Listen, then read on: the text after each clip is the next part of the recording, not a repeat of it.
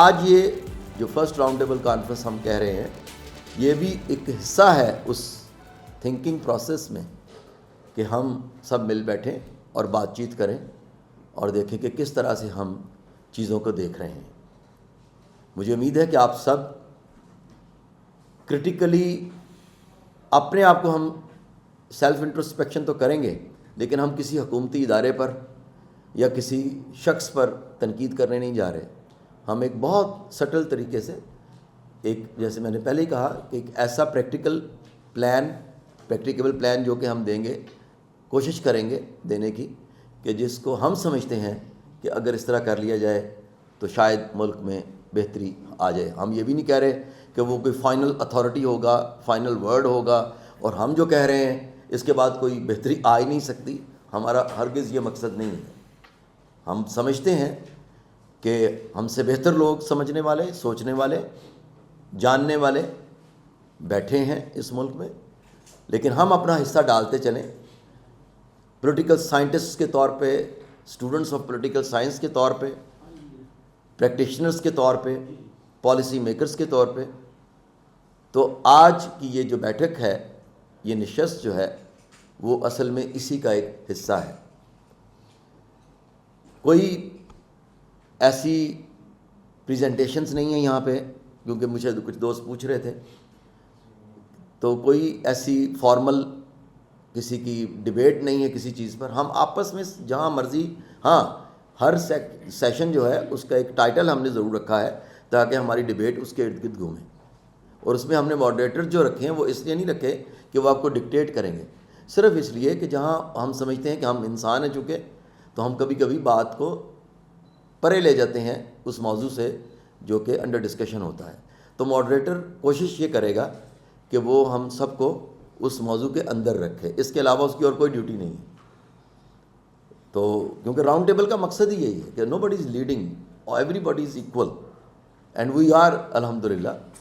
تو آپ کھل کے ہم ایک دوسرے سے بات کریں گے, لیکن ہم کوشش یہ کریں گے کہ جب کوئی ایک بات کر رہا ہے تو ہم اس کو موقع دیں, اس کی بات کو کاٹیں مت, اور جب وہ اپنی بات ختم کر لے تو اسی کی اجازت سے, تاکہ اگر ہمیں پتہ چل جائے کہ اس نے بات ختم کر لی ہے تو پھر ہم آگے اپنی بات جو ہے وہ بڑھا دیں گے. یہ مائک جو ہیں یہ کارڈلیس ہیں, ان کے ساتھ تار نہیں لگی ہوئی. تو اگر آپ چاہیں, ویسے تو ایک چھوٹا کمرہ ہے, کوئی اتنی شاید ضرورت نہ بھی پڑے, لیکن اگر چاہتے بھی ہیں ہم تو اس کے آگے ہم یہ رکھ سکتے ہیں بڑے آرام کے ساتھ. تلاوت قرآن پاک سے ہم نے آغاز کر دیا ہے اپنی اس راؤنڈ ٹیبل کا. اب جو فرسٹ سیشن ہے اس کو موڈریٹ کرنے کے لیے ہم نے کہا تو سلمان عابد صاحب کو تھا کہ وہ تشریف لاتے اور وہ شروع کرتے, لیکن چونکہ وہ میرا خیال ہے کہ 11 بجے ہے اس لیے انہوں نے اس وقت آنے کا سوچا ہوا ہے. ہم نے اب چائے 10:20 پہ رکھی ہوئی ہے. آئی ہوپ سو کہ اس کا ارینجمنٹ ہو چکا ہوگا سامنے جو ہال میں ہے. اس میں صرف مقصد یہ ہے اس چائے کے دوران آپ سب لوگ ایک دوسرے سے تعارف ہو جائے گا, سب کا انٹریکشن ہو جائے گا. تو اس کے بعد ہم پھر آ کے فرسٹ سیشن جو فارملی شروع کریں گے. نیوزی لینڈ سے ہمارے دوست شامل ہو رہے ہیں جو لیڈرشپ پہ, ہمارے نذیر صاحب بیٹھے ہیں, ایکس امبیسڈر ہیں پاکستان کے, اور CEO ہیں فاؤنڈیشن فار پیس کے بھی. اور انہی کی آج بدولت ہمارے آپ کو جو یہ بیک ڈراپس نظر آ رہے ہیں, فلیکسز نظر آ رہے ہیں, لنچ جو ہمیں ملیں گے, انہوں نے ہی ہمیں وہ سب پرووائڈ کیا ہے بڑی محبت کے ساتھ. کوئی ایسی اس میں نہیں, صرف محبت ہے ان کی کہ انہوں نے سوچا کہ وہ کریں, کیونکہ ہمارے پاس تو کوئی فنڈنگ نہیں تھی. تو یہ نشست کا جو آج کہہ لیں کہ وہ حصہ ہے جس میں ہمیں تھوڑا اپنی ایسے انٹرٹینمنٹ کے لیے تو وہ ہمیں نذیر صاحب نے بھی دیا ہے. ساتھ ہی ہم سے بھی بعد میں بات بھی شروع کریں گے. لیکن اب اگر کچھ اور بات کرنی ہے, یہ تو اوور ویو میں نے دینا تھا ایز پر دی شیڈیول, تو وہ دیا ہے. اگر آپ کو کوئی اور سوال ہے تو کر لیں, 1-2 منٹ ہے ہمارے پاس, پھر ہم چائے کے لیے چلے جائیں گے. جی بسم اللہ الرحمن الرحیم. تھینک یو ویری مچ جی. First of all very sorry for being late. Muhammad Sajid ji, میں اسسٹنٹ پروفیسر ہوں ڈپارٹمنٹ آف پولیٹیکل سائنس میں, اور ڈومین میری زیادہ انٹرنل پالیٹکس اور جو کمپیریٹیو پالیٹکس اور ڈیموکریٹائزیشن ہے یہی ہے, اور آج ہم اس پہ انشاءاللہ ڈیبیٹ کریں گے. And I am very happy to see all around here. Thank you ji. Name Mansoor, and I'm a PhD scholar in the Department of Political Science, University of the Punjab, and currently I am the CEO for public policy for the sustainable governance. Rana صاحب بہت شکریہ. میں پڑھاتی بھی یہی subject ہوں, domestic politics of Pakistan, challenges اور opportunities. So luckily having this opportunity, thank you very much sir. آج میں آپ کی بہت شکر گزار ہوں کہ آپ نے آج سب کو اکٹھا کیا ہے for that we can have any workable strategy and solution for our. نہیں, آج یہ بہت اپریشیٹ میں کروں گی کہ نمبر آف اسٹوڈنٹس جو ہے وہ زیادہ ہے, اور یہ بہت اچھی بات ہے کہ آپ نے ان کو یہ اپرچونیٹی پرووائڈ کی. تو thank you so much first of all. جی میں ڈاکٹر مبین عدنان ہوں, ڈپارٹمنٹ آف پولیٹیکل سائنس میں ایسوسیٹ پروفیسر ہوں. مور دین 23 ایئرس ہو چکے ہیں, پرانی ٹیچر ہوں, اور آپ میں سے بھی اسٹوڈنٹس کو پڑھایا ہوا ہے. آج بہت اچھا موقع ہے کہ مل کے جو ہے ہم ایک کوئی پریگمیٹک اپروچ اور کچھ چیلنجز کا سلوشن جو ہے وہ پیش کریں گے. Hope fully every one will enjoy today. Thank you.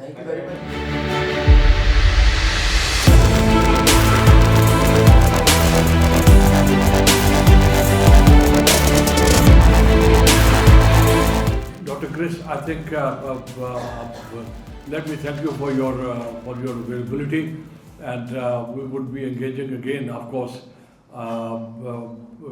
This is the place where we are going to launch the leadership program. The plans are very ambitious, of course. Let me just share with colleagues here as well.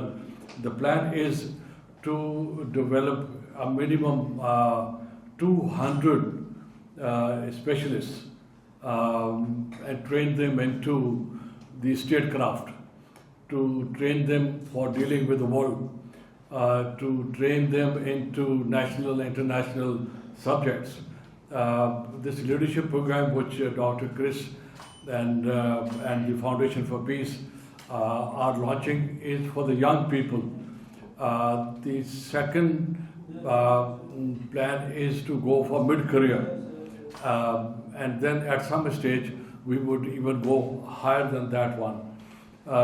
The appreciation at our end was and is that at the end of the day it is the leadership, and the leadership doesn't mean the political leadership, but it is institutional leadership as well. So I don't want to monopolize with I just wanted to thank Dr. Ijaz Sahab. We have a great friend here جنہوں نے یہ سارا facilitate کیا, اور وی سی صاحب سے ابھی ہماری میٹنگ نہیں ہوئی. وی آر گوئنگ ٹو انشاءاللہ have a meeting with him as well. تو یہاں پر وی آر آل ریڈی کہ ہم لیڈرشپ پروگرام لانچ کریں. میں نے ریکویسٹ کی ہے پلاننگ کمیشن فیڈرل گورنمنٹ کی کہ وہ اسپانسر کریں. جس لیول کا لیڈرشپ پروگرام ہم لانچ کرنا چاہ رہے ہیں ینگ لوگوں کے لیے, وہ میری ذاتی رائے یہ ہے کہ ان کی فیس سے وہ پورا نہیں ہو سکتا. اس سے, اور دوسری بات یہ ہے کہ نیشن بلڈنگ اسٹیٹ کا کام ہے. تعلیم تو ٹھیک ہے, اپنے والدین بھی دے دیں گے, ہم باقی سب لوگ کر لیں گے, لیکن اگر لیڈرشپ کرنی ہے تو وہ پھر اسٹیٹ کو انٹروین کرنا ہی ہوگا. اور just to share with you, میں نے سی ایم پنجاب کو بھی ریکویسٹ کی ہے کہ پنجاب کے لیے وہ کوئی 2000 کے قریب ینگ لوگوں کی ٹریننگ اسپانسر کریں, just by way of sharing, اور کچھ نہیں مقصد اس کا. تو ول کم بیک اگین. یہ میں دوبارہ ریپیٹ کر دوں کہ پلان میں یہ ہے کہ کم از کم 200 کیپیبل کوالیفائڈ لوگوں کو پاکستان سے فرام اکراس پاکستان اس قابل کر دیا جائے کہ وہ پاکستان کی لیڈرشپ کا رول ادا کر سکیں. ڈاکٹر رانا اعجاز صاحب, آپ کو شکریہ ادا کرتا ہوں کہ آپ نے بڑے سینسیٹیو ایشو کے اوپر یہ انیشیٹو لیا ہے, کیونکہ عمومی طور پہ ہمارے ہاں جو آج کا نیشنل کرائسس ہے اس کے اوپر ایکڈیمک انسٹیٹیوشن کے اندر سے اس طرح کے انیشیٹو جو ہے وہ کسی کانفرنس کی شکل میں تو نظر آتے ہیں, لیکن کسی ڈائلاگ کے کانٹیکسٹ میں ہمیں کم نظر آتے ہیں, جہاں چھوٹے گروپ میں بیٹھ کے ہم کچھ چیزوں کا وے آؤٹ نکال سکیں. میں صرف 2-3 منٹ میں آپ کے سامنے کچھ مندرجات پیش کرتا ہوں, اور پھر میں چاہوں گا کہ ہم فلور کو اوپن کریں. میں عمومی طور پہ کہتا ہوں کہ پاکستان کا اس وقت جو سیریس ایشو ہے وہ پولیٹیکل اکنامک کرائسس نہیں ہے. پاکستان اس وقت سیریسلی ایک اسٹیٹ کرائسس کا شکار ہے, اور جب میں اس کو اسٹیٹ کرائسس کہتا ہوں تو اس کا مطلب یہ ہے کہ اسٹیٹ میں اسٹیٹ اور پولیٹیکل انسٹیٹیوشنز کے درمیان جو کلیش ہے, جو کانفلکٹ ہے, یا سول ملٹری ریلیشن شپ کے جو معاملات ہیں, اس کی امپلیکیشنز بہت بڑھتی جا رہی ہیں اور بڑے serious concerns not only in Pakistan بلکہ آؤٹ سائڈ دا پاکستان ہم پر سوالات اٹھائے جا رہے ہیں. اور 4 بڑے ایشوز ہیں پاکستان میں: ڈیموکریسی, گورننس, اکنامکس, سیکیورٹی, اور 5th اگر آپ اس کو جوڑنا چاہیں تو انسٹیٹیوشن کی اسٹیبلٹی. اور ان 5 کا جو بنیادی ماخذ ہے وہ ہے لوگ, جن کے لیے یہ سارا اسٹیٹ کرافٹ بنتا ہے. اب ان میں انفارچونیٹلی ڈیفیسٹس بہت آ گئے ہیں اور ہر کوئی فریق یہ سمجھتا ہے کہ وہ سب سے زیادہ عقل رکھتا ہے اور اسے سب سے زیادہ پتہ ہے. اسی وجہ سے ہمارے ہاں سیاست ہو, جمہوریت ہو, آئین ہو, قانون ہو, اس کی جو آنکھ مچولی کا کھیل ہے وہ وقفے سے جاری رہتا ہے. اور اس کھیل نے پاکستان کو پولیٹیکل اسٹیبلٹی, اکنامک اسٹیبلٹی اور سیکیورٹی کی اسٹیبلٹی سے بہت دور کر دیا ہے. ہمیں یہ اعتراف یہاں بیٹھ کے کرنا چاہیے کہ ہم اس وقت ایک سیریس کرائسس کے اندر ہیں, اور اگر ہم نے اس کے اوپر آنکھیں بند کرنی ہیں تو کئی جواز پیش کیے جا سکتے ہیں, اور اگر ہم نے آنکھیں کھولنی ہیں تب بھی اس کے کئی جواز پیش کیے جا سکتے ہیں. لیکن کیونکہ یہ ایک اکیڈیمک انسٹیٹیوشنز ہیں, اور جیسے ابھی آپ نے کہا, مجھے بڑی خوشی ہوئی یہ بات سن کے کہ 200 کے قریب آپ ینگ لیڈرشپ کے جو ہے اس کو پروموٹ کریں گے. مجھے خود بھی نیشنل ڈیفنس یونیورسٹیز کے کئی کورسز میں جانے کا موقع ملتا ہے اور میں خود وہاں سے پارٹیسپینٹ بھی رہا ہوں, اور کئی جگہ پر ہم بھی, جو میرا اپنا ادارہ ہے آئیڈیا تھنک ٹینک, وہ اس وقت 4 پبلک یونیورسٹیز کے ساتھ 200 اسکالرس جو ہیں, ینگ اسٹوڈنٹس جو ہیں وہ پروڈیوس کر رہے ہیں, اور اس میں زیادہ تر ہم peace, tolerance, social harmony, democracy and governance کے ایشوز ہیں اس کے اوپر یہ کام کرنے کی کوشش کر رہے ہیں. وجہ صرف یہ ہے کہ ہم نے وے فارورڈ تلاش کرنا ہے. کرائسس تو ہم سب کو, بہت سارے لوگوں کو پتہ نہیں ہے. اب سوال یہ ہے کہ آگے بڑھنے کا راستہ کیا اختیار کیا جائے, جس سے 3 کام: ایک کنٹینیویشن سسٹم کی, دوسرا لوگوں کا اعتماد سسٹم کے اوپر, ریاست کے اوپر, پالیٹکس کے اوپر بحال ہو, اور تیسرا لوگوں کی زندگیوں میں کچھ بنیادی نوعیت کی تبدیلیاں جو ہیں وہ لائی جا سکیں. اس کے اوپر جو ہے ہمیں دیکھنا ہے کہ ہم as intellectual, as academic, as practitioner, میں تو ایک ایز اے پریکٹیشنر کیونکہ جرنلسٹ ہوں, سہیل صاحب بھی یہاں بیٹھے ہوئے ہیں میرے ساتھ, جرنلسٹ ہیں, ہم لکھتے ہیں, بولتے ہیں ٹی وی پر, کچھ پڑھاتے بھی ہیں. ہم سب اپنی اپنی جگہ پر ایک ایسا وے فارورڈ نکالیں جس کو پھر ڈسیمینیٹ کریں, اور جس کو لارجر. بلکہ صاحب آپ ادھر آ جائیں, ادھر, بلکہ فاروق حمید صاحب بھی آ گئے ہیں, آئیے سر. نہیں پلیز کم. تو ہم کچھ اس کو ایک ڈبیٹ کے طور پر جنریٹ کریں. دیکھیں ہمارے یہاں کوئی کہی ہوئی بات جو ہے وہ حتمی نہیں ہے. ایک پوائنٹ آف ویو ہے نا, آپ کا پوائنٹ آف ویو میرے پوائنٹ آف ویو میں ڈفرینس ہو سکتا ہے, لیکن ہمیں ایک ڈبیٹ جنریٹ کرنی ہے, ایک ونڈو اوپن کرنا ہے سوسائٹی میں ڈائلاگ کا. انفارچونیٹلی ہم نے ڈائلاگ بھی بند کر دیا ہے, اور ہم یہ کہہ رہے ہیں کہ جو کہا جا رہا ہے بس اس پہ عمل کرو. ایسے ریاست کا کرافٹ نہیں چل سکتا. میں آپ کو چھوٹی سی بس ایک مثال دے کے میں فلور اوپن کرتا ہوں. میں کافی عرصے سے ڈی سینٹرلائزیشن کے اوپر کام کر رہا ہوں, ڈیولوشن پہ کام کر رہا ہوں. میری اپنی 3 کتابیں ہیں. پوری دنیا کا ڈیموکریٹک گورننس کا سسٹم جو ہے وہ ڈی سینٹرلائزیشن کی بات کر رہا ہے. ہم آج بھی سینٹرلائزڈ بیسڈ گورننس کے ماڈل کے ساتھ چلنا چاہتے ہیں 18ویں ترمیم کرنے کے باوجود.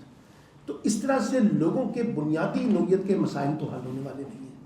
پہلے وفاق نے کوئی 60-65 سال لگا دیے ڈی سینٹرلائزیشن کرتے کرتے, اور اب صوبے جو ہیں وہ ڈی سینٹرلائزیشن کرنے کے لیے تیار نہیں ہیں, اور وہ ڈسٹرکٹس کو اٹانومی دینے کے لیے تیار نہیں ہیں. تو جب وہ نہیں دینے کے لیے تیار, تو جو لوگوں کے روزمرہ کے مسائل ہیں, جو گورننس کے ایشوز ہیں, وہ نہیں. اور انفارچونیٹلی یہاں سینٹ سے لے کے قومی اسمبلی, صوبائی اسمبلی, سارے وہی ایک ہی کام کرنا چاہتے ہیں ڈیولپمنٹ کے نام, جس سے سارا انسٹیٹیوشنل کلیش آ جاتا ہے. تو میں چاہوں گا آپ سب کا فائدہ اٹھاتے ہوئے ایک تو یہ کہ ذرا مختصر گفتگو کی جائے تاکہ سب لوگ اس میں اپنا حصہ ڈال سکیں، اور یہ جو میں نے 4-5 بنیادی نوعیت کے ایشوز اٹھائے ہیں، گورننس کا، سیکیورٹی کا، اکانومی کا، انسٹیٹیوشنز کا، اور ڈیموکریسی اور کانسٹیٹیوشن کے کانٹیکس میں، اس میں آپ کوئی وے فارورڈ بتائیں کہ پاکستان کو اگر آگے جانا ہے تو ہمیں کس طرح سے چیزوں کو لے کر آگے بڑھنا چاہیے اور کیا کرنا چاہیے. بہت زیادہ ماتم کرنے کی بجائے میری سجیشن یہ ہے کہ ہم وے فارورڈ کی طرف جائیں تاکہ جب یہ کانفرنس اینڈ ہو رہی ہو تو ہمارے پاس ایک جوائنٹ ڈکلیریشن ہو جس کی بیسس کے اوپر پھر ہم اس ڈبیٹ کو فردر جنریٹ کر سکیں. تھینک یو ویری مچ. آپ میں سے کوئی بھی گفتگو شروع کرنا چاہے تو آپ ہاتھ کھڑا کر کے بات شروع کر سکتے ہیں. جی پلیز. میرا نام پروفیسر ڈاکٹر محمد عثمان آوان ہے. یہاں پنجاب یونیورسٹی میں ایک institute of quality and technology management ہے، میں اس کا ڈائریکٹر ہوں. کیریئر کے شروع میں نوائے وقت کا ایک میگزین ندائے ملت کے نام سے ہوتا تھا، اس میں لکھتا رہا، پھر اس کے بعد مختلف انگلش اخبارات میں بھی لکھا.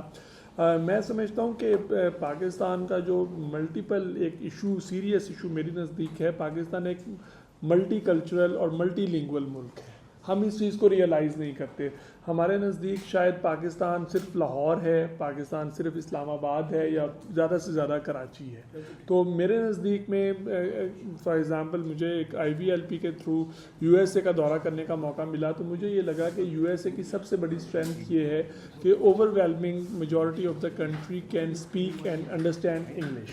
تو ہمارے ساتھ وہ مسائل ہیں جو کہ ملٹی لنگول سوسائٹیز میں ہوتے ہیں. ہم اندرون سندھ کے لوگوں کو اون نہیں کرتے اور سیم اندرون سندھ کے لوگ ہمیں اون نہیں کرتے. ہم بلوچستان کو یا بلوچستان کے لوگوں کو اون نہیں کرتے اور ہمیں لگتا ہے کہ دے آر ایلینس، اور same is the case with them as well. تو میرا خیال ہے کہ فنڈامنٹلی ہمارے پاس ڈیویلیویشن سے بھی زیادہ پرابیبلی شاید ملٹی لنگول کنٹریز کے جو مسائل ہیں وہ ہمارے چیلنجز ہیں. پھر اس کے بعد مجھے یہ لگتا ہے کہ لانگ ٹرم اسٹیبلٹی یا پوائنٹ آؤٹ والا پوائنٹ تو آتا ہی نہیں ہے. فار ایگزامپل میں نے اپنے بچپن میں یا کچھ شروع میں جب ینگ ایج ہوئی تو پاکستان 2010 کے نام سے ایک پروگرام دیکھا، پھر اس کے بعد پاکستان 2025 کے نام سے ایک پروگرام دیکھا، اور پھر اس کے بعد پاکستان 2035 کے نام سے ایک پروگرام چل رہا ہے. تو میرا یہ خیال ہے کہ کم از کم 30-40 سال کی جب تک کوئی سنگل پلاننگ نہیں ہوگی اور پھر اس کے اوپر امپلیمنٹیشن نہ ہو، کیونکہ پلان تو بن جاتا ہے لیکن اس کے اوپر امپلیمنٹیشن نہیں ہو پاتی، اور ہم چاند پہ جانے کی بجائے ریئلسٹک پلانز کے پوائنٹ آؤٹ کریں گے. ہم نے اس وقت تک پانی ہی سب کو پرووائڈ کر دینا ہے تو وہ کافی ہوگا. اور پھر اس کے بعد میرا یہ خیال ہے کہ ہمارے پاس 2 اور سیریس ایشوز ہیں. وی ہیو ٹو کنسیڈر کہ ارسا واٹر کے جو ایشوز ہیں، 1991 کا جو اکارڈ ہے وہ پرانا ہو گیا ہے. آج کل ایک بڑا ایشو چل رہا ہے کنالز کے حوالے سے. ہم اس کو ایک نیا کالا باغ ڈیم نہ بننے دیں، اس کا جلدی حل نکلنا چاہیے. 4 کنالز نکلنی ہیں، 6 نکلنی ہیں، 2 نکلنی ہیں، لیکن ہمیں اس چیز کو ریئلائز کرنا چاہیے کہ جو 1991 کا اکارڈ ہے وہ اپ ڈیٹ کرنے کی ضرورت ہے. اور سیم اسی طرح جو نیشنل فائنانس کمیشن والی بات آپ نے کی کہ وہ رک گئی ہے صوبے کے اوپر آ کے، جب تک وہ پروونشل فائنینشیل کمیشن کی صورت میں نہیں جائے گا میرا خیال ہے وے فارورڈ نہیں ہے. اور شاید یہ باتیں تو یہی بنیادی ترین ہیں، یعنی ملٹی لنگول سوسائٹی کے پرابلمز ہیں، اون کریں ایک دوسرے کو. اور یہ 2-3 جو ایشوز میں نے بتائے ہیں کہ اگر ایشوز ریز ہوئے ہیں تو ہم ماضی سے سبق سیکھیں اور کسی بھی چیز میں، کسی بھی صورت میں جو صوبوں کے درمیان ایشوز ہیں ان کو نہ جنریٹ ہونے دیں. گورننس کا جو ماڈل ہے ہمارا وہ میرے لحاظ سے تھوڑا سا ٹھیک نہیں ہے. ہمارا کیا ہے، ٹاپ ہیوی بھی ہے، اوور ویلمنگ بھی ہے. بہت 5 دہائیوں تک جو اکانومی تھی، اکنامک ڈیولپمنٹ تھی، وہ بھی گورنمنٹ ہی کے کنٹرول میں رہی ہے کسی نہ کسی شیپ میں. آج کل بھی کسی کانٹیکس میں ہے. یا میرے لحاظ سے جو ہے ٹاپ بہت درمیانہ چھوٹا سا ہونا چاہیے، بہت ایفیشینٹ گورننس ہو ٹاپ کے اوپر. اکنامک سائڈ کے اوپر بالکل ڈی ریگولیشن اور ڈیلیگیشن ہو جس طرح ڈاکٹر صاحب نے کہا. اور درمیان میں ایک بہت بڑا سیگمنٹ ہو جو نان پروفٹ سیکٹر کہلاتا ہے دنیا کے اندر. جو نان پروفٹ سیکٹر ہے اس میں سول سوسائٹی انوالو ہو جاتی ہے اور سارے لوگوں کے کنٹریبیوشنس آتی ہیں. اب ہر آدمی جو ہے وہ کہاں دیکھتا ہے، گورنمنٹ کی طرف دیکھتا ہے چاہے وہ فیڈرل گورنمنٹ ہے, چاہے وہ پروونشل گورنمنٹ ہے, یا جب آپ ڈیلیگیشن کریں گے, ڈیوولوشن کریں گے تو وہ ڈسٹرکٹ کی طرف دیکھے گا. تو یہ سسٹم اس وقت تو ٹھیک تھا جب 400 سال پہلے سول سروس بنی تھی, میں بھی سول سروس میں رہا ہوں, اس وقت تو ٹھیک تھا. اس وقت ویلتھ کریشن کے کانٹیکس میں, سروس ڈلیوری کے کانٹیکس میں, اور عام لوگوں کی انکلوژن کے لیے میرے خیال میں یہ سسٹم جو ہے شاید اتنا مناسب نہیں ہے آج کل کے دور کے اندر. تو بہتر ہے کہ ہم اس کو اگر ریویو کر سکیں, ٹاپ ایفیشینٹ ہو, جو ریگولیٹ کرے, چھوٹا ہو, درمیان میں اکنامک ایکٹیویٹی کھلی ہو, اور ایک جو سول سوسائٹی ہے اس کو اپنا رول ادا کرنے کا بھی موقع دیا جائے تاکہ سب لوگوں کی انکلوژن بھی ہو سکے. کہ ملک میں جمہوریت, گورننس, اکانومی, سیکورٹی اور انسٹیٹیوشنل جو انسٹیبلٹی ہے یہ کیوں ہے, اور یہ ہمارے ملک میں جمہوری رویے یا جمہوری ادارے پروان کیوں نہیں چڑھ سکے. اور ابھی دوسری بات یہ کی گئی کہ پاکستان ایک ہیٹروجینس سوسائٹی ہے, اور اس کے ہیٹروجینس سوسائٹی کے ایک ڈفرینٹ پیرامیٹرز ہوتے ہیں جن کو دیکھ کے ہم نے آگے چلنا ہوتا ہے. میری رائے میں پاکستان کی یہ جو culture, colour, caste, creed, language اور ریلیجن کی بنیاد پہ جو فالٹ لائنز ہیں, ان کے جب تک ہم اسباب کو نہیں دیکھیں گے اس وقت تک پاکستان میں کوئی بھی جمہوری ادارہ یا جمہوری رویہ پروان نہیں چڑھ سکے گا.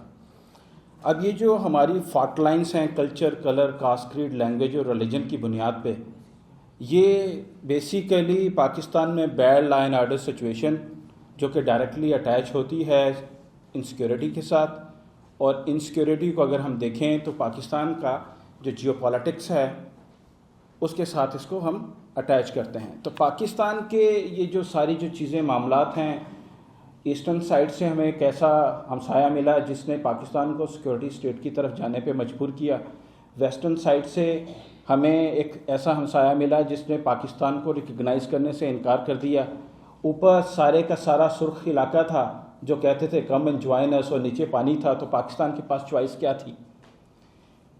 جب پاکستان کو یہ چیز ملی کہ پاکستان کو اتنی سیکورٹی ڈائنامکس کی وجہ سے پاکستان کو سیکورٹی امپیرٹیوز کو لے کے چلنا پڑا, تو اس کی ڈائریکٹ کمپلشن یہ ہوتی ہے, پوری دنیا میں پڑھنے پڑھانے والے یہ لوگ جانتے ہیں جہاں جہاں پہ سیکورٹی کا کلچر پروان چڑھتا ہے وہاں پہ جمہوری رویے اتنے پروان نہیں چڑھتے. اور پوری دنیا کے اندر جتنی بھی اس کی تھیریز ہیں وہ بھی اسی چیز کو ایکسپلین کرتی ہیں. تو میرا کہنے کا مطلب یہ ہے, پاکستان کے اندر ہم یہی کچھ دیکھتے رہیں گے جب تک پاکستان اس حالت میں نہیں ہوگا کہ اپنے بارڈرز کو سیکیور کر سکے. وہ کیسے سیکیور کرنا ہے, اس کے لیے پاکستان کو, پاکستان کی انٹیلیجنسیا کو مل کے بیٹھنا ہے اور بات کرنا ہے. اگر افغانستان کے ساتھ ہمارا بارڈر ڈسپیوٹ تھا یا ہے تو لرو بر یو افغان کے نعرے آج تک کیوں لگ رہے ہیں؟ انڈیا اگر دنیا کی 3rd لارجسٹ اکانومی بن رہی ہے اور پاکستان ابھی اتنا پیچھے رہ گیا.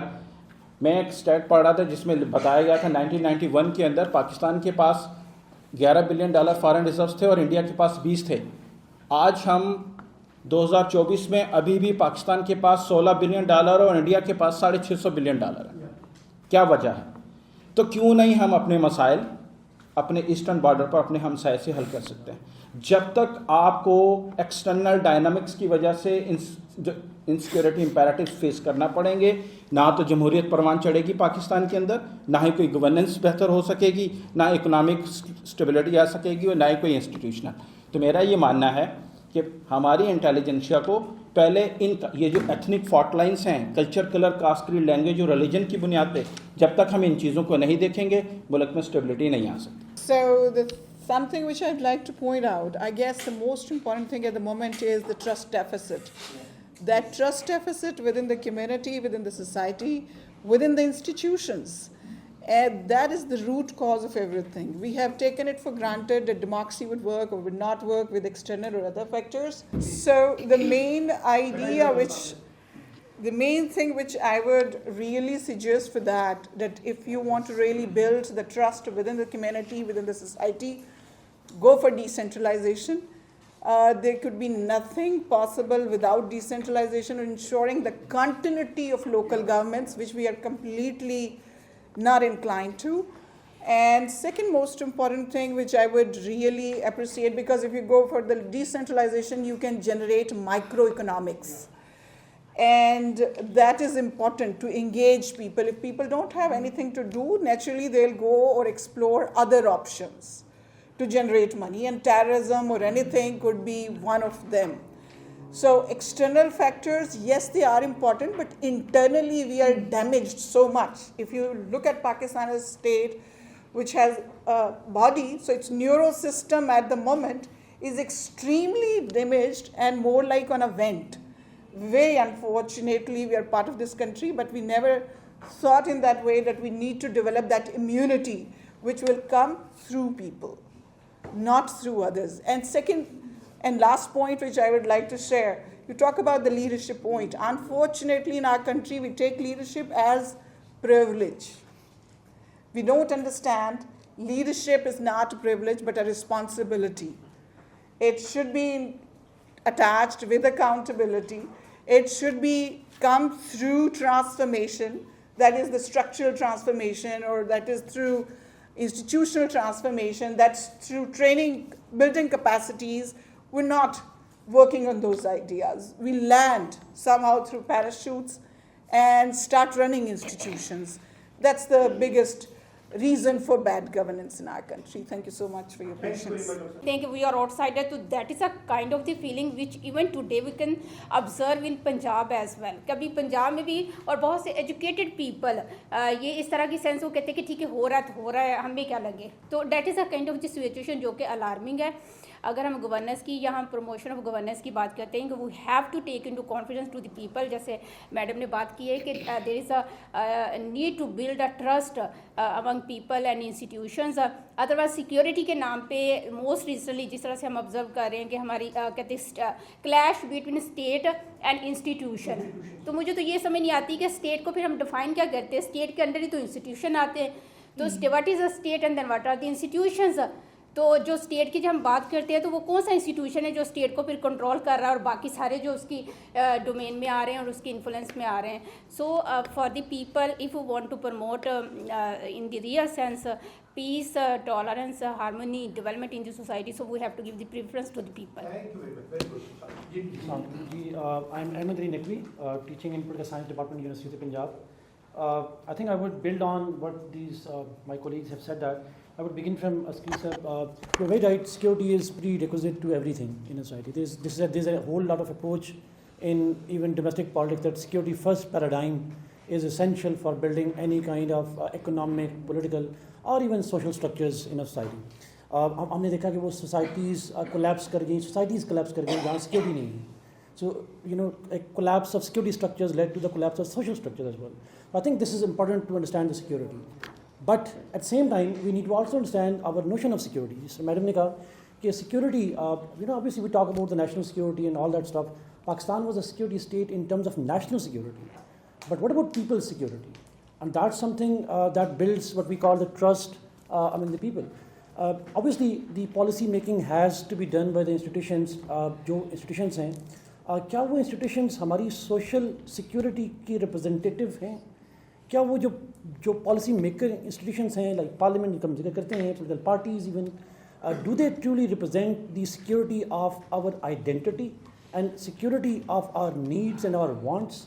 This is something that is important. So unless we have those policy making institutions that truly represent and protect our social identity security issues, economic security identity issues, the political identity security issues, until we have those institutions, I think the trust that we are talking about, that would not develop. And that has to be not trust of few people. That has to be trust across the geographical and different divides of Pakistan and such. So I think security paradigms is the fundamental idea, but we need to take security in a much broader sense than just the national security. इस policy का आप फायदा उठाना चाहते हैं तो कम से कम पाकिस्तान को 20 साल चाहिए या 10 साल चाहिए ताकि कंटिन्यूएशन के साथ इस सिस्टम को पॉलिसी को चलाएंगे तो उसका फिर इम्पैक्ट बनेगा. तो मेरे नज़दीक नेशनल सिक्योरिटी पॉलिसी का जो मौजूदा डॉक्यूमेंट है बहुत अच्छा है, लेकिन सवाल ये है कि हम एक और क्राइसिस का शिकार हो चुके हैं जिसका आप सब लोग जिक्र कर रहे हैं कि उसमें अगर हमने उसको कंटिन्यू नहीं करना, और उसने कहा था डॉक्टर मोईद ने कि अगर हम इसी तरह की आंख मचोली का खेल खेलते रहे तो ये नेशनल सिक्योरिटी पॉलिसी जो है ये बहुत पीछे रह जाएगी. सोहेल साहब आप कुछ कहेंगे, फिर मैं उसके बाद बाकी लोगों के साथ. जी बहुत शुक्रिया, और बहुत ही अच्छी गुफ्तगू और बड़ी ही अच्छी तजावीज़ भी और इंडिकेशंस भी سیکورٹی کے حوالے سے, اکانومی کے حوالے سے, اور ڈی سینٹرلائزیشن کے حوالے سے, ڈیموکریسی کے حوالے سے. لیکن میں یہ سمجھتا ہوں کہ آج جس پر ہم بات کر رہے ہیں challenges and realities in Pakistan political system, یہ جو پولیٹیکل سسٹم ہے اس کو بھی ہمیں سمجھنے کی ضرورت ہے کہ یہ کس چڑیا کا نام ہے, یہ ہے کیا چیز political system.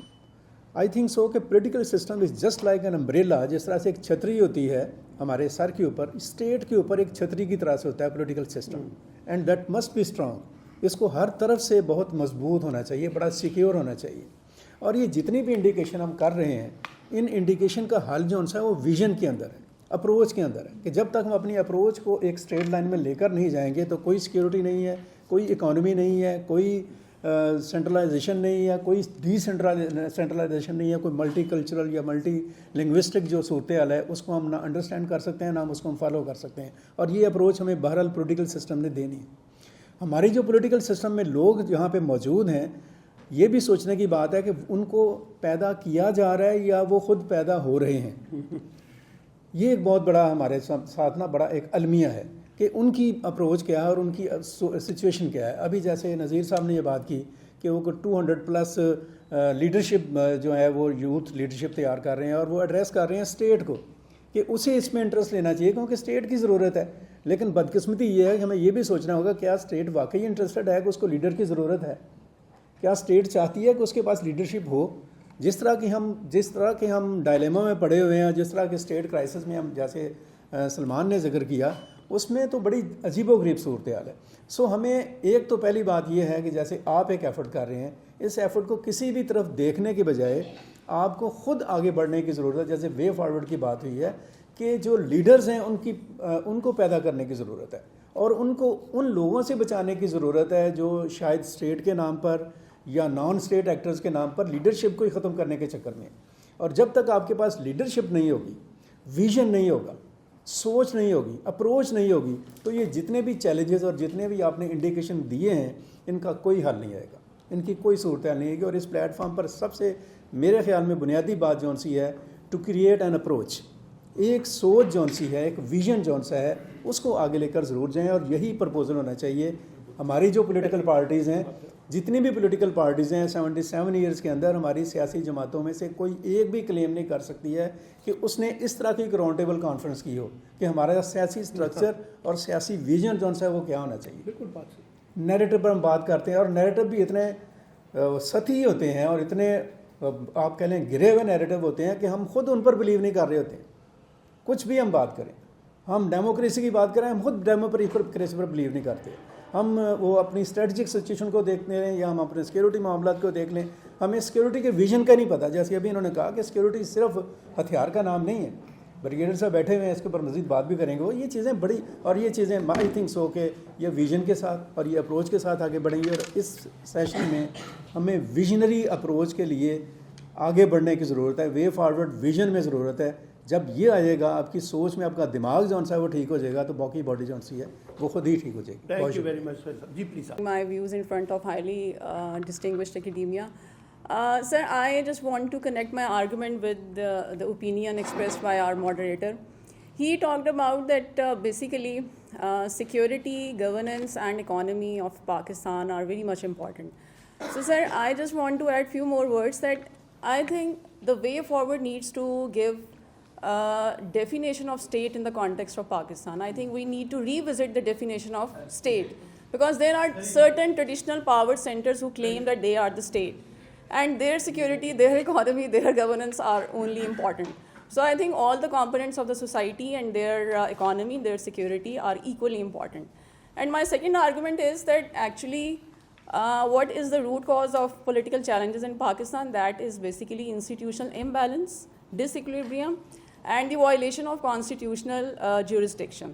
So there must be a need for generating some discourse for making a way forward that how can we restore all these things for the restoration of real democracy in Pakistan, because I think that actually the current prevailing trends in Pakistan, they have made democracy like a timocracy, and the Democrats and their rule is more prevalent in Pakistan. So democracy need to be reformed And I think for that purpose, a process of political change is quite visible in Pakistan. Although it's gradual, that will take time, but resilience is much there. Thank you. As in this phase we are just discussing the challenges to political instability and governance, I would like to highlight 5 major challenges. For me, political polarization is on the top. On the second level, I can label the lack of institutional trust. And the third one is the economic instability. Fourth one is the civil-military tensions. And the fifth one, the popular leader declared as a security threat in Pakistan since 77 years. First of all, I would like to discuss the political polarization, what it creates for Pakistan, like it undermining the political trust of the people, creating divisions and weaken institutions and destabilize our society. Like it undermine democratic institution, extreme partisanship can lead to political deadlock and prevent the passage of policy decision at the moment. Like second level, the political polarization causes national unity is compromised and it weakens the ability of government to respond crises like on pandemics, economic recessions and security threats as well. Fueling misinformation and disinformation due to highly polarized environment. Trust deficiency comes for credible sources of information. And next one is the risk of violence and extremism increases these days, and it also destabilizes society and undermines the rule of law.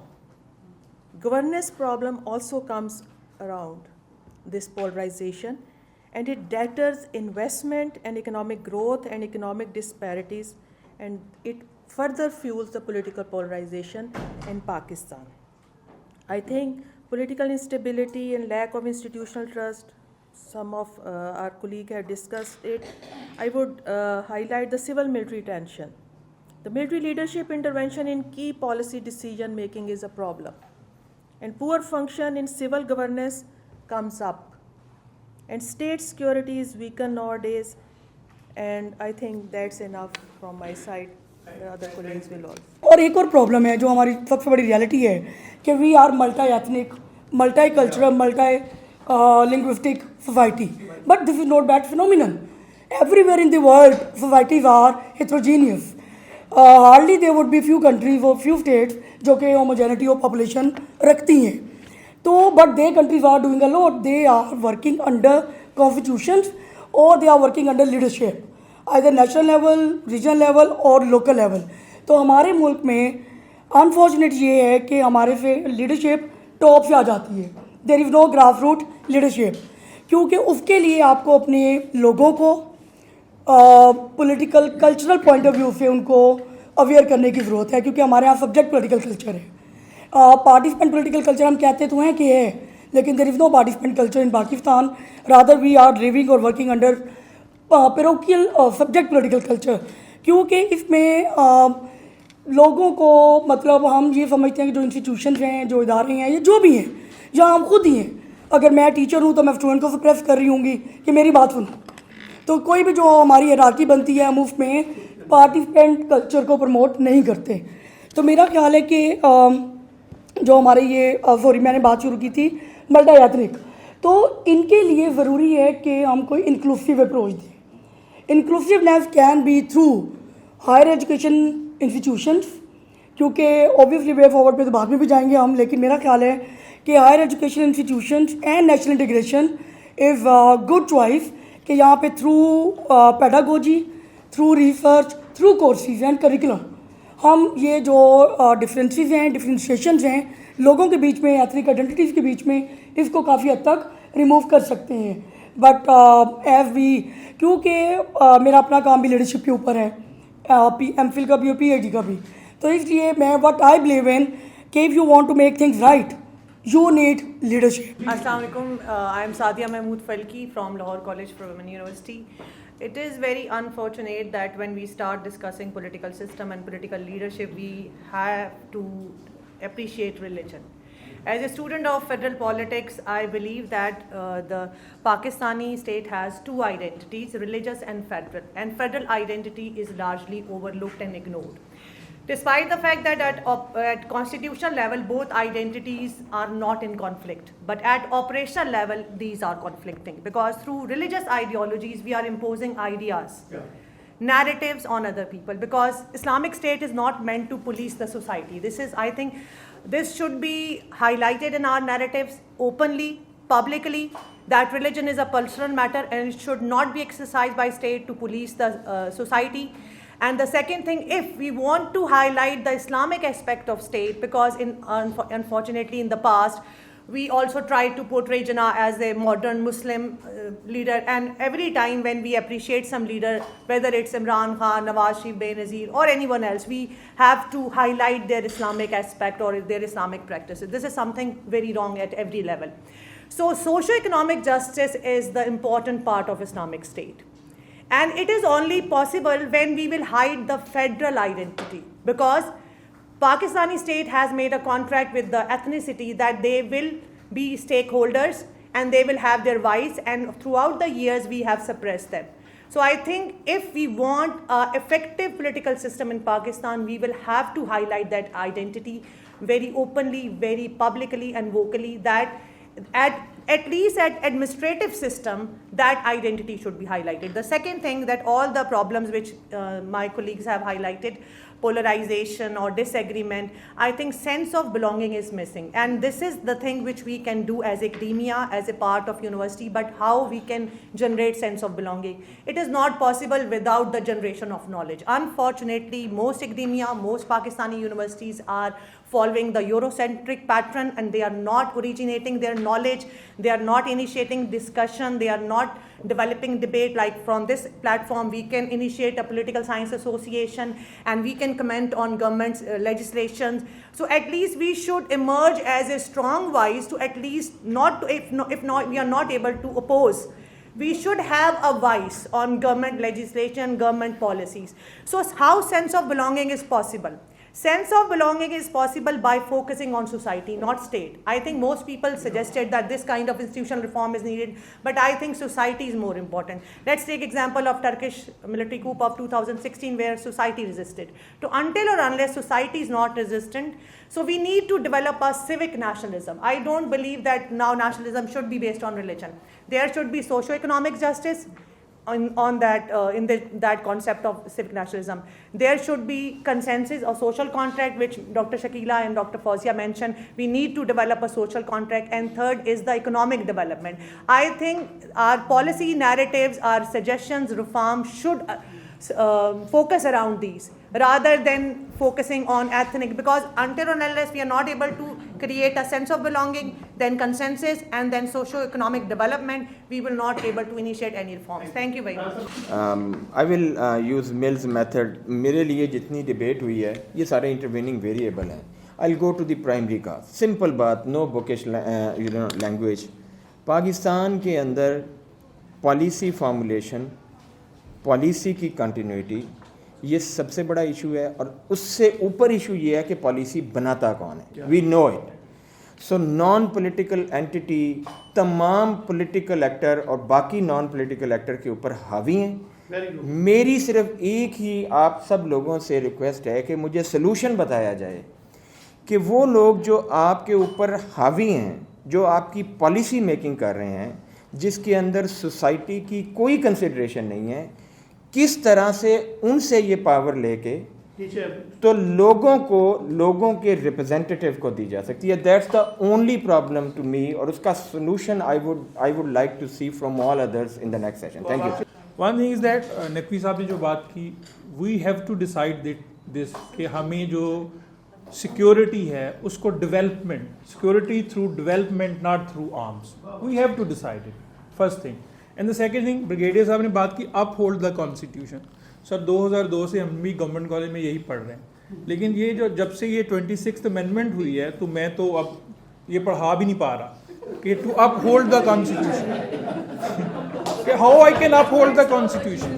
مطلب میں اپنی class میں ایک teacher بھی ہوں اور student بھی ہوں, میں اپنی کلاس میں بچوں کو یہ کیسے بولوں کہ to uphold the constitution, مجھے شرم آتی ہے, سوری ٹو سے. اینڈ جو میں اپنا کنٹریبیوشن دینا چاہتا ہوں وہ یہ ہے کہ ڈیجیٹلائزیشن. سر میرے فادر جو ہیں ہی 75, پاکستان کی جتنی ان کی عمر ہے, وہ ابھی بھی ATM یوز کرنا پسند نہیں کرتے, کہتے چیک کاٹ کے مجھے مزہ آتا ہے. مجھے لگتا ہے ہمارے جو پالیسی میکرز ہیں وہ بھی ابھی چیک کاٹ کے ہی پسند کرتے ہیں. سر دنیا بہت آگے جا چکی ہے, یہ کرپٹو کی ایج ہے, ٹھیک ہے, کرپٹو کرنسی کی ایج ہے, یہ ڈیجیٹلائزیشن کی ایج ہے, ٹھیک ہے. ہمیں ضرورت ہے پرٹیکولرلی ان اکنامک اسفیئر کہ ہم جتنی جلدی ہو سکے سارا اس کو ڈیجیٹلائز کر دیں. اور وہ سر کوئی ینگ میں بھی نہیں ایون کر سکتا, ٹھیک ہے, وہ کوئی بالکل IT کے ایکسپرٹس جو کوئی 20 سال کے لوگ ہیں وہی کر سکتے ہیں, کیونکہ دنیا ساری جو ہے وہ ڈیجیٹلائزیشن کی طرف جا رہی ہے. ہم پے پال جیسی سروسز جو ہم نے یہاں, سر اگر ہم صرف سوشل میڈیا کو اوپن کر دیں نا تو لوگ جو آپ کہہ رہے تھے سر کہ یہاں پہ $16 بلین ہمارے ریزروز ہیں, وہ بھی ادھار کے ہیں سارے سر, کوئی ادھر سے رکھوائے ہوئے, کوئی اگر صرف سوشل میڈیا کو اوپن کر دیا جائے تو بہت زیادہ ہمارے ہاں ڈالرز جو ہیں وہ آ سکتے ہیں. بسم اللہ الرحمن الرحیم. سر جی I am from Gilgit Baltistan, so I would start with the case study of Gilgit Baltistan. تو اسٹارٹ وتھ فرد قائم ربط ملت سے تنہا کچھ نہیں, موج ہے دریا میں اور بیرون دریا کچھ نہیں. Talking about the challenges and realities, I just like to pick one, that is centralization and decentralization issue. Dr. Ishrat Hussain writes in the book Economy of the Elitist State, he says centralization brings inequality, which brings to the economic developmental issues. At this stage, Dr. Mohit says this centralization is derailing the democratic system. Dr. Ishrat in another book says about the dynastic politics. I see this same dynastic politics in Gilgit-Baltistan as well. So we need to transform this. I just want to mention one more thing, that Aziz Ali Dad rightly says that the person of Gilgit-Baltistan is more Pakistani than Gilgit-Baltistani. So why this disinclusion of this provincial status or provisional provincial status of Gilgit-Baltistan, staying towards that point, the concentration and decentralization, a budget produced at a federal level and bringing that to Gilgit-Baltistan, or a provincial autonomy where they know the problem and they can solve the problem, is bringing to a local government. It's considered as a social contract, but in Pakistan's context, if you look at it, it has become elite's contract. And like within a very short span of time, I mean, the way things have been played out with the constitution, I mean, normally if you look at the country's history, if you look at US history, that constitution has been there for almost centuries, but it's still considered as sacred. Within a short span of around 40 or 50 years, we have made almost around 26 amendments. That speaks volumes. And then there is one other thing which I want to highlight, that there is if you look at and we talked about this in with the same problem but with different words. I personally think that the challenges that we face over here in Pakistan, you can boil, although the reality is very complex, but you can boil it down to one particular thing, that is, there is this prevalence of top-down approach. Whether you see it in governance, whether you see it in terrorism, we made a plan, National Action Plan in 2014. It has been 9 years, still it is not effective, and the biggest critique that is coming over it, that is because it's a top-down approach, we haven't dealt it with the bottom-up approach.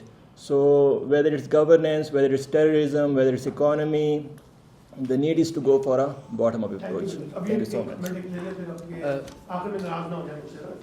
Sir, thank you so much, sir. Dr. Adnan from Government College University, Faisalabad.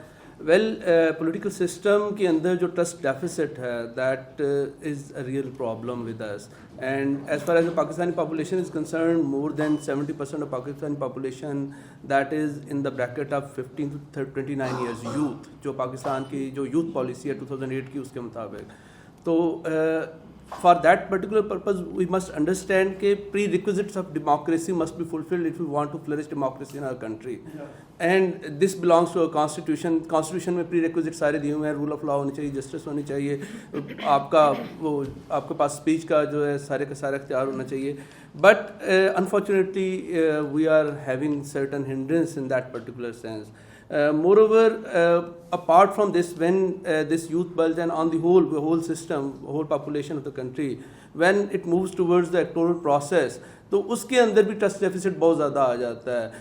Right from کہ وہ پری electoral rigging سے لے کے وہ gerrymandering and malpractices and all that stuff, اور پھر اس کے بعد الیکشن ڈے پہ جو پریکٹسز ہوتی ہیں, پھر اس کے بعد ریزلٹس کے اوپر جو ڈیفیسٹ آتا ہے ٹرسٹ کا, it also indicates that the whole system must be reconstructed and reformation require ہوتی ہے.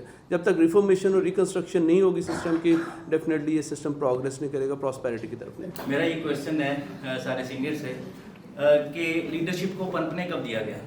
ہمیں 5 سال پہلے بتایا جاتا ہے کہ یہ ہمارا ایک مسیحا ہے, اگلے 5 سال میں بتایا جاتا ہے کہ یہ تو غدار ہے, یہ تو نیشنل سیکورٹی ہے. پھر ہمیں بتایا گیا کہ جو نواز شریف ہے یہ تو کرپٹ ترین آدمی ہے دنیا کا, اس نے بڑے بڑے محل بنا رکھے لندن میں. پھر ہمیں 10 سال برین واش کیا گیا کہ آپ کا مسیحا ایک ہی ہے, اس کا نام ہے عمران خان. اب ہمیں بتایا گیا کہ جو عمران خان ہے وہ تو سب سے بڑا غدار ہے اور نیشنل سیکورٹی کا ہے. جب تک پولیٹیکل پارٹیز یہ راستہ بند نہیں کریں گی, جو نہ ان کو آگے آنے دیتی ہیں نہ ان کو مضبوط ہونے دیتی ہیں, اس کے لیے ایک پولیٹیکل ڈائلاگ ہونا چاہیے. پولیٹیکل پارٹیز کو یہ ویٹ کرنا چاہیے کہ لوگ کس کو سلیکٹ کرتے ہیں. جو دوسری پارٹی ہے اس کو چاہیے کہ محبان وطن کی ایک پارٹی لے آئیں. اگر لوگ اس کو سپورٹ کرتے ہیں تو پھر کھل کے اس ملک پہ راج کریں. پھر ہمیں جو ایک پروگرام کرنا ہوتا ہے, لیکن اس پروگرام میں بتایا جاتا ہے کہ آپ نے اس بندے کا نام بھی لیکن پروگرام سارا آپ نے اس پہ کرنا ہے. آپ نے اس کو قاسم کابو کہہ سکتے ہیں, آپ بانی تحریک انصاف کہہ سکتے ہیں, لیکن آپ نام نہیں لے سکتے.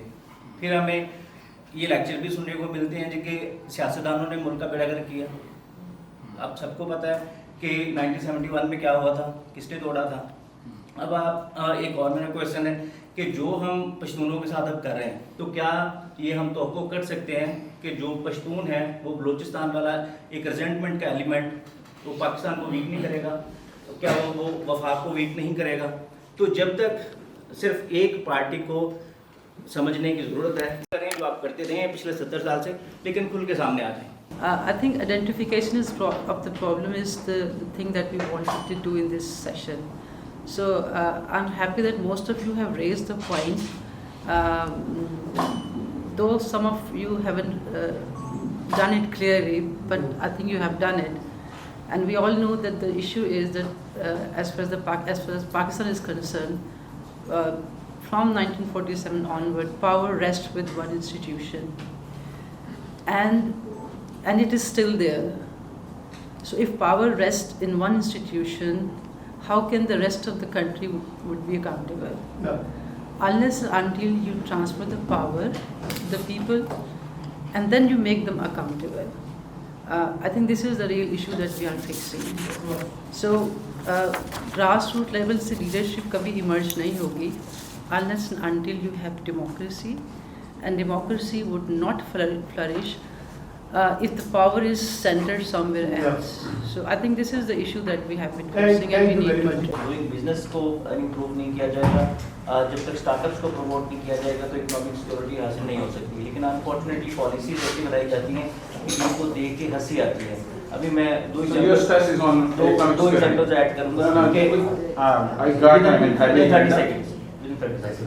کہ سولر کی ایگزامپل لے لیں کہ سولر کی اگر آپ جو را پروڈکٹس ہیں اگر وہ امپورٹ آپ کرتے ہیں تو اس کے اوپر آپ کو زیادہ ٹیکس دینا پڑتا ہے, اور اگر آپ کو فائنل ووڈ کہاں سے ایکسپورٹ کرتے ہیں تو اس کے اوپر آپ کو وہ ملتی ہے, آپ کو ریلیکسیشن ملتی ہے. حالانکہ ہونا اپوزٹ چاہیے. I got your idea. I mean, you are of the opinion that the government should focus more on economic security, right?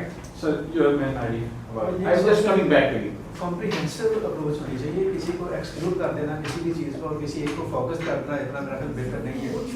Economy definitely بہت ضروری ہے اور اس کے اوپر کام ہونا چاہیے, لیکن ہم اس کو جب ہم سیکورٹی کی بات کرتے ہیں تو میں زیادہ ان کی جو بات انہوں نے کی نا کہ اس کو ہم کمپریہنسو وے میں دیکھیں گے تو زیادہ بہتر رہے گا کہ ہم نے لوگوں کو کیسے سیکورٹی دینی ہے اور ہم نے خود کیسے سیکور ہونا ہے اور ہم نے اپنی اکانومی کو کیسے بوسٹ کرنا ہے. اس کو کمپریہنسو میں گراؤنڈ ریئلٹیز کو دیکھتے ہوئے اگر ہم چیزوں کو لے کر آگے جائیں گے تو زیادہ بہتر.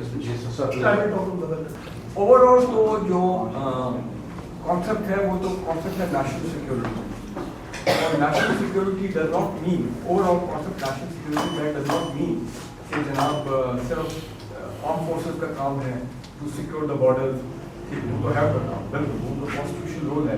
انٹرنل سیکورٹی میں جو کا کانسٹیٹیوشن رول بن جاتا ہے along with other law enforcement agencies. اگر آپ کے you have great food deficiencies, तो you become very vulnerable. अगर गंदम कम हो गई है बहुत ज़्यादा repeatedly हर साल, you're in trouble. The national security is at stake.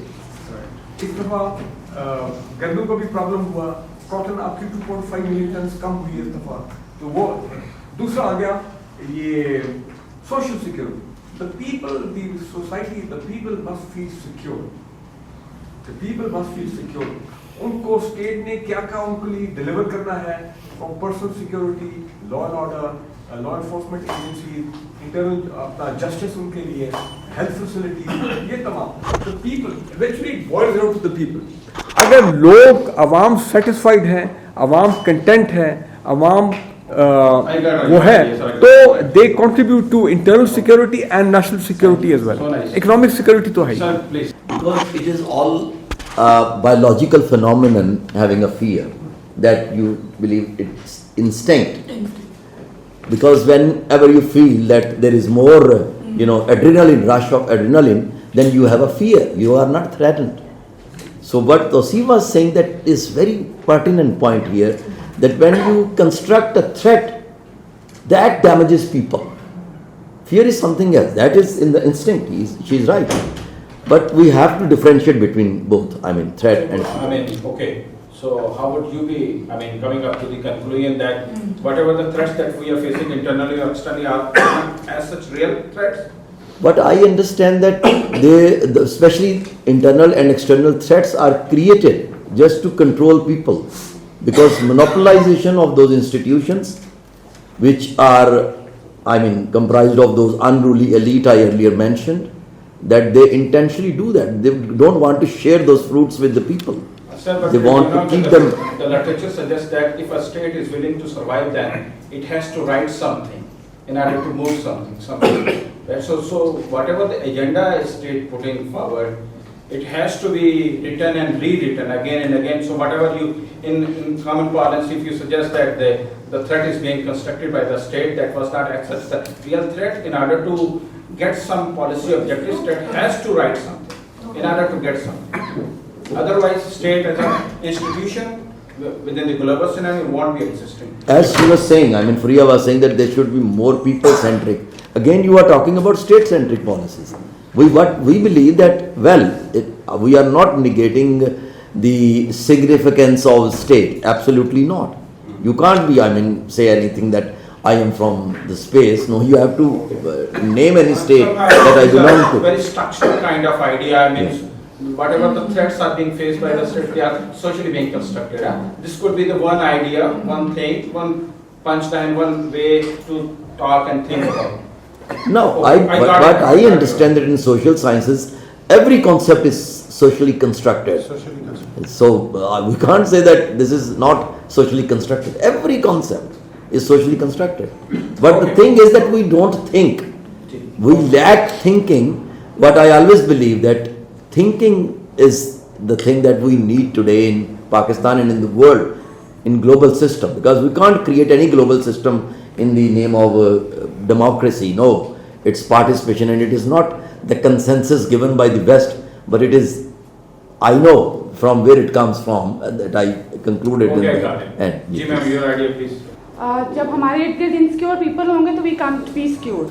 So I think so कि इन इक्वलिटीज़ जो सोशल एंड इकोनॉमिक इनक्वलिटीज़ है, जब तक हम उन्हें एड्रेस नहीं करते हैं, we can't be secure. And secondly एक और पॉइंट ऐड करना चाहूँगी, वो ये है कि जब आप नेशनल सिक्योरिटी की बात करते हैं तो यू हैव टू आइडेंटिफाई कि आपने सिर्फ घर के गेट को बचाना है या घर को भी बचाना है. I think because security is an evolving dynamic kind of concept and it changes with the change of time, but security threats to Pakistan were in 47 are different from today, and 10 years down the road the threats will be different. But obviously we are talking about the contemporary times. I think at this point of time Pakistan's major problem, the punchline is for me institutional security.